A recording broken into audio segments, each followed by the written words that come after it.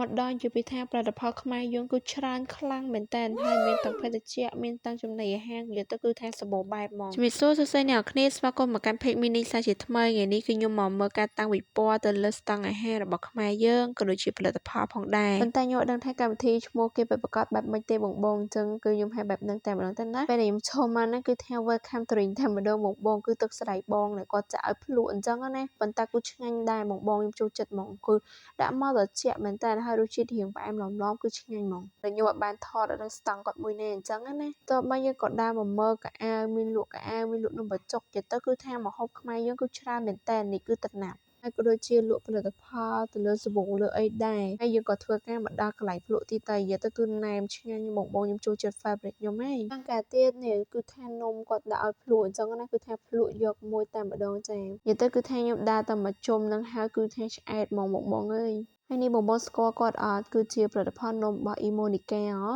ហើយខ្ញុំក៏បានមកភ្លក់ដែរនិយាយទៅនំគាត់ទន់ហ្មងបងហើយឆ្ងាញ់មែនតើ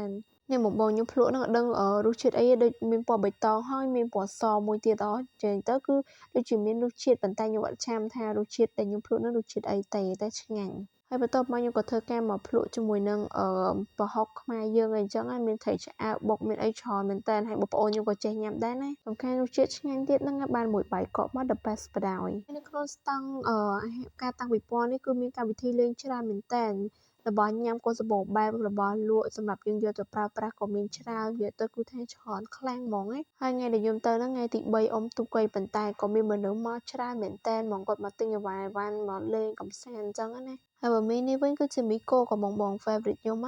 ហើយគឺមីដែលគាត់ទៅបញ្ចេញរសជាតិថ្មីឯងបងលសានេះដូចជារសជាតិមីកូគ្រឿងសមុទ្រឯងឆ្ងាញ់និយាយទៅស្តង់នេះដូចមានច្រើនខ្លាំងហ្នឹងបងហើយដោយសារនេះខ្ញុំថតកាត់ផងទេបន្ទាប់មកគឺកន្លែងនេះឃើញអ៊ូអរពេកក៏ចូលធ្វើការមកញ៉ាំជាមួយនឹងនំដែរនិយាយទៅគឺគាត់ដាក់កាត់ឲ្យយើងភ្លក់គឺ